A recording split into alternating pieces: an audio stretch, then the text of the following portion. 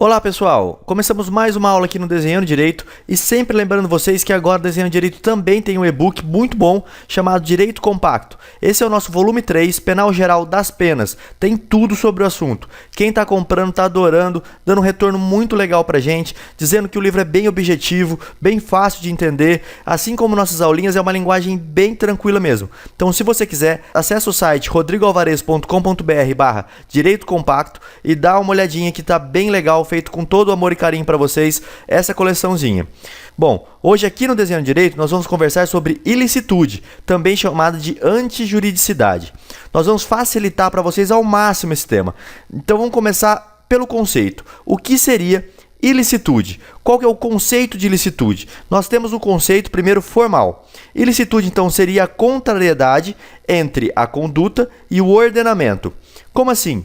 Bom, eu tenho um ordenamento, tenho regras, seria a contrariedade da minha conduta e desse ordenamento. Isso seria ilícito, fora da licitude. Licitude é o que está dentro do ordenamento, ilícito é o que está fora. Não podemos pensar só em penal, aqui nós temos que pensar em qualquer ordenamento. A ilicitude penal, ela é a contrariedade da conduta com o nosso ordenamento penal, com o nosso Código Penal e leis esparsas de penal. Essa seria a ilicitude no âmbito de penal, que é o que a gente está estudando aqui. Então, bem fácil de entender, pessoal. Ilicitude ou antijuridicidade é isso. É a contrariedade entre a conduta e o ordenamento. Lá está escrito, matar alguém. Se eu mato alguém, eu estou contrário à norma. Então, eu preciso responder pelaquela pena do artigo 121, por exemplo.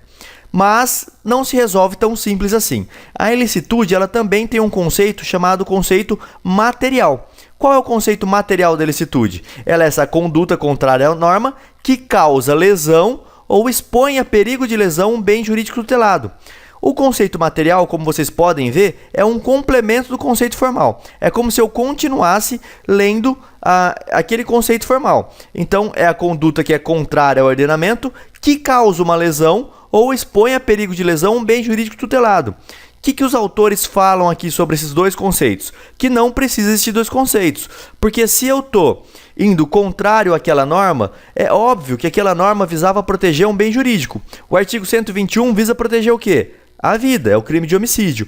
Então, se eu estou indo contrário àquilo, eu estou causando uma lesão ou expondo a perigo um bem jurídico tutelado. Esses dois conceitos, eles se completam e acabam tornando um só, não precisando ter uma diferença entre material e formal, podendo ficar em um conceito só, envolvendo os dois temas. Sobre ilicitude ainda, nós vamos falar sobre algumas teorias. São duas teorias aqui para você entender.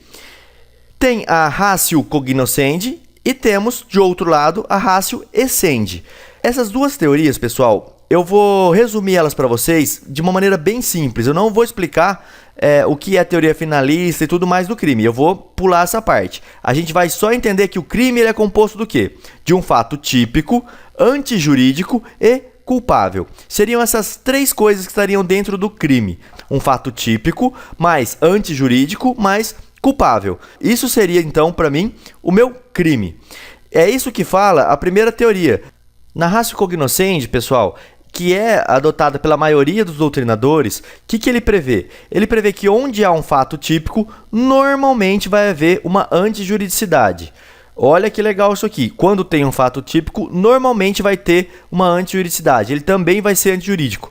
Como já dizia o doutrinador Mayer, ele fala o seguinte: onde houver fumaça, provavelmente, mas nem sempre, haverá fogo. É isso que ele traz. É essa que é a ideia. Aonde tem um fato típico, uma contrariedade a um fato típico, ele vai ser antijurídico também, mas nem sempre. Isso aqui vai ser muito importante para a gente falar daqui a pouco do artigo 23 do Código Penal, que é o que a gente vai trabalhar nessa aula. E a ratio essendi? O que seria essa ratio essendi? Ela também é bem simples. Ela é a mesma coisa, só que para os doutrinadores que seguem a ratio essendi, eles entendem que o fato típico e a antijuridicidade, elas estão grudadas em uma só coisa. É como se fosse uma só coisa, eu não separo elas, eu não analiso separadamente, eu analiso os dois de maneira única, porque toda vez que eu tiver uma contrariedade à norma, ela também vai ser um fato antijurídico. Então seria exatamente representado por essa fórmula que vocês estão vendo. Fato típico mais antijurídico, entre parênteses, para depois somar com o culpável. Eu vou analisar o fato típico e antijuridicidade em uma coisa só, juntar de uma vez só. Depois, quando eu chegar na parte final, eu explico para vocês qual é a importância dessas duas teorias. Lembrando que a primeira teoria é a adotada pela maioria dos doutrinadores.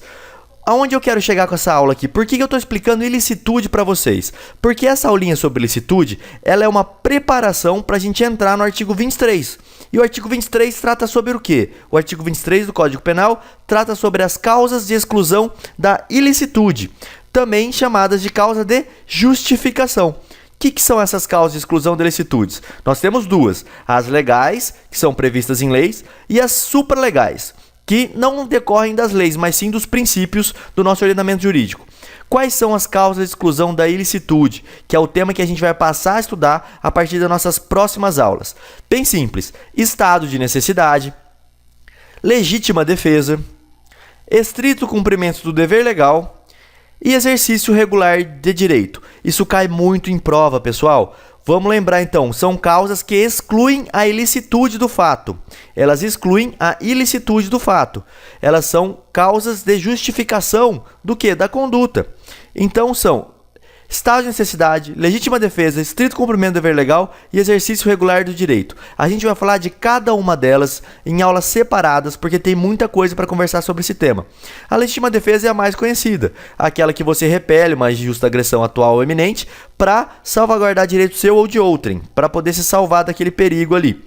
Então essa seria a legítima defesa.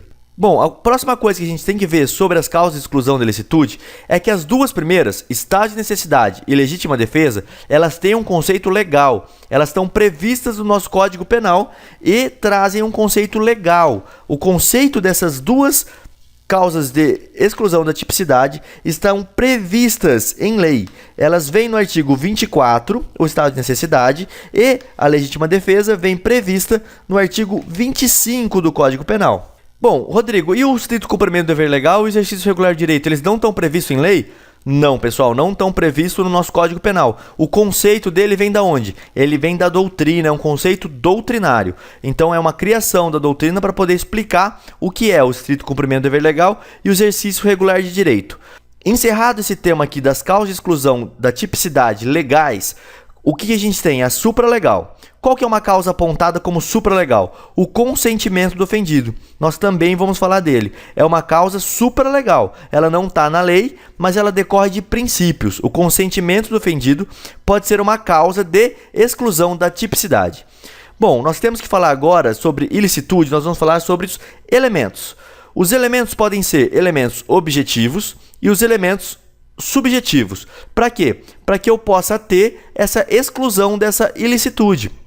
Para que eu possa excluir a ilicitude, eu tenho elementos objetivos e elementos subjetivos. Os objetivos são fáceis, são aqueles expressos ou implícitos no tipo penal. É o que está ali já no tipo penal de cara. Na hora que eu ler a redação, eu sei que ali eu tenho alguns elementos que precisam ficar caracterizados.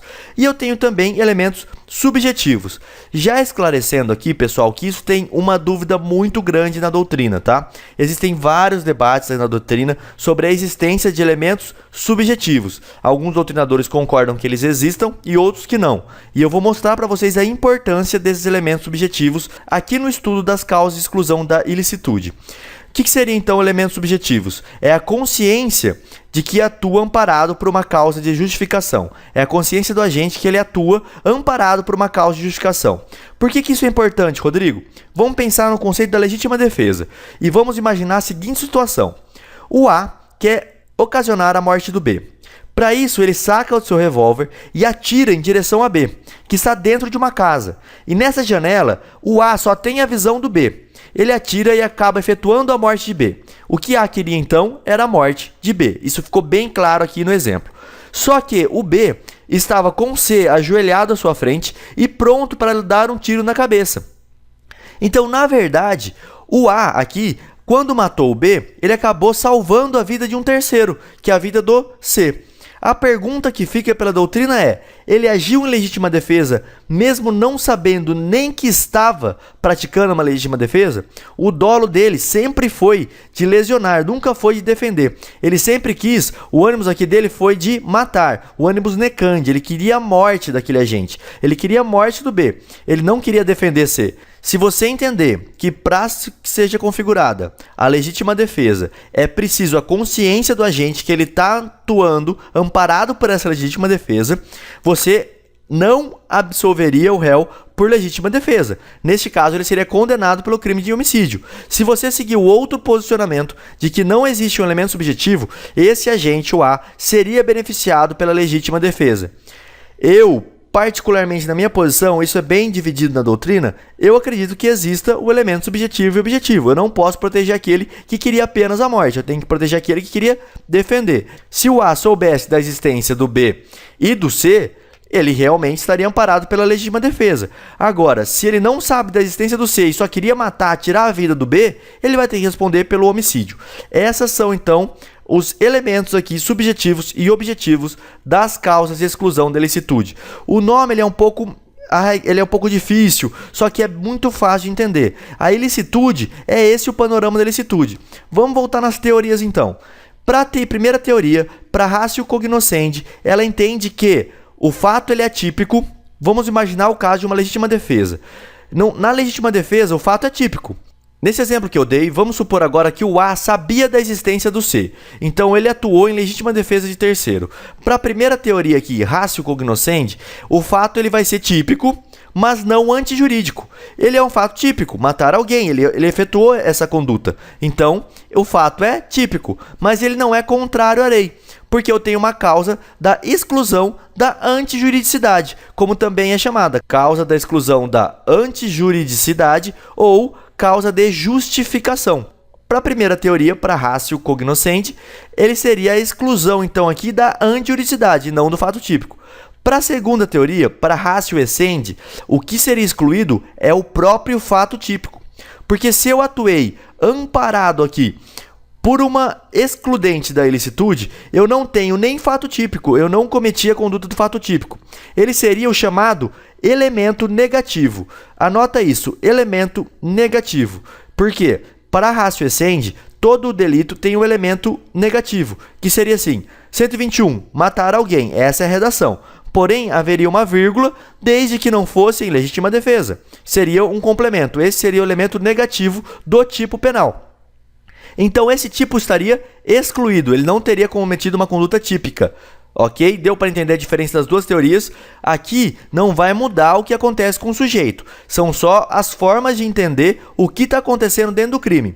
Eu teria um fato típico, antijurídico e culpável. Porém, esse fato típico ele não é antijurídico, para a primeira teoria. Para a segunda, eu não tenho nenhum fato típico. É como se tivesse uma vírgula ali naquele crime de homicídio que permitisse que ele atuasse em legítima defesa. Seria essa a ideia das duas teorias. Bom, pessoal, muito obrigado pela atenção até aqui. Espero que vocês tenham entendido esses conceitos, porque é muito importante a gente ter essa aulinha inicial de ilicitude para que a gente possa, aí sim, entrar no artigo 23 e estudar passo a passo o estado de necessidade, a legítima defesa, o estrito cumprimento do dever legal e o exercício regular de direito, que são os temas das próximas aulas do Desenhando Direito. Muito obrigado. Gostou dessa aula? Então curte e compartilhe esse vídeo nas redes sociais para que o Desenhando Direito continue a ser gratuito. Se você quiser também, vou deixar aqui embaixo alguns links das playlists do Desenhando Direito, onde tem muita aula bacana para vocês. Aqui do lado um botão de se inscrever e embaixo o canal do professor Marlon Ricardo, que é um canal bem legal também. E desse lado aqui, eu vou deixar para vocês a dica de um livro que vai te ajudar muito na hora da tua preparação. Espero que você tenha gostado do vídeo, que você curta e compartilhe ele e até uma próxima.